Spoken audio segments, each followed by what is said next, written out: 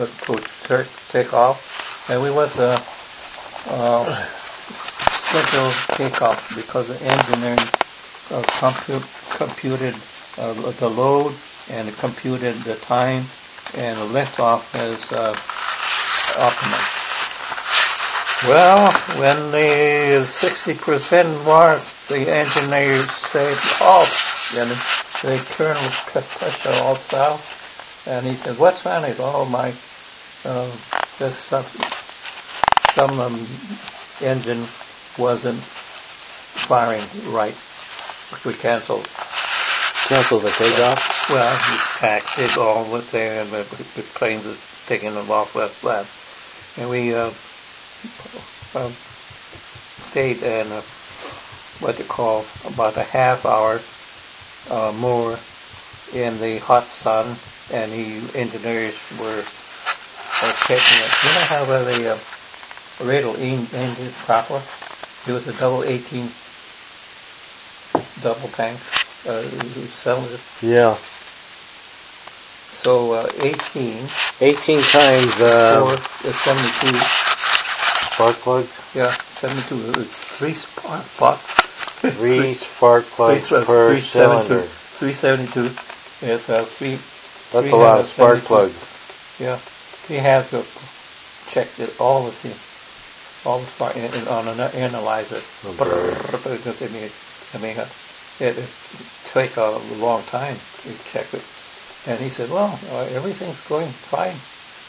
We go ahead, go take off, and we won around with 60-foot flat, everything go, and lift. We cleared the fence barely." Wow! Well, we pointed north to Riverside and all the hills. We have a B-76 crash, and 3 of the crew is killed on the takeoff. And we come to 600 feet, we drop to 700 feet. Come to the 600, drop to the, it's ground, you know. Up and down. Yeah, up and down. My, the colonel was sweating. His face and his hands were tight on the wheel, and his mouth was perspiring. And finally, we cleared. We cleared to the orange orchards outside the Riverside, and it's cool. So started a lift. And and we circled down Lake Matthews about Rockdale College, and wow, out to 18,000 feet, and head to Palm Springs. I had Liberace's estate. It was his swimming pool. I saw that as a Grand Piano. With in Palm Springs. Yeah. Oh. He made a pool, then a grand piano, and it had the streets black and white. Wow. With the steps in there.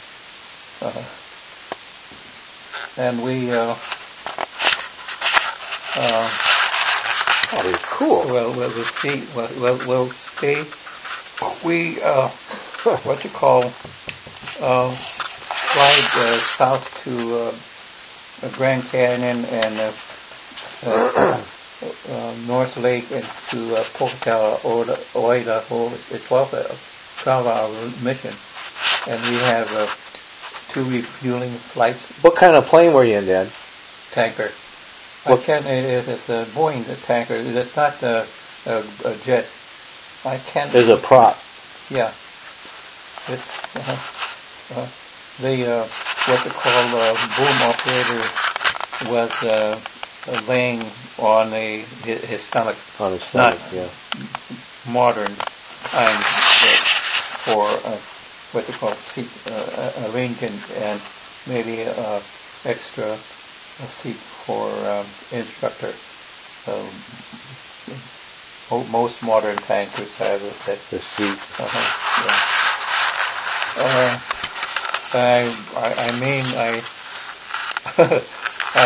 When I was, we had a 12-hour flight, 12 hours.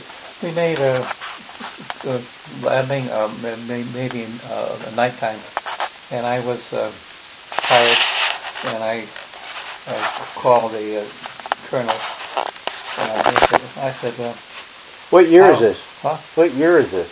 I was with SAC. 1954. 1954? Yeah. After where were you stationed out of? Marchfield. Oh, Marchfield. Yeah, this would be B-76. I mean, a B-76? Yeah. The six-engine bomber. Wow. Yeah. Yeah. Oh, I remember seeing those. A slight plane. And then on the very end of the tail, you had the landing tricycle gear kind of long. Yeah, I think about it. They do a pre-flight checklist in 90 minutes. That was in a jet. Those jet engines. What they call bombardier navigator is in a nose wheel, and the AC and the second cloud is top. And they have with 6 engines. What's the AC? Aircraft commander. Aircraft commander. Yeah. That was 55 February. I remember the date because I was they picked me out all the time. I was assigned to the Operation Bob Sled to simulate bombing of Moscow from Tule Air Force Base. And first time I was called was a Saturday night. I was, off duty for the weekend, and I commute from March Base to Lochbuie to stay home of my parents.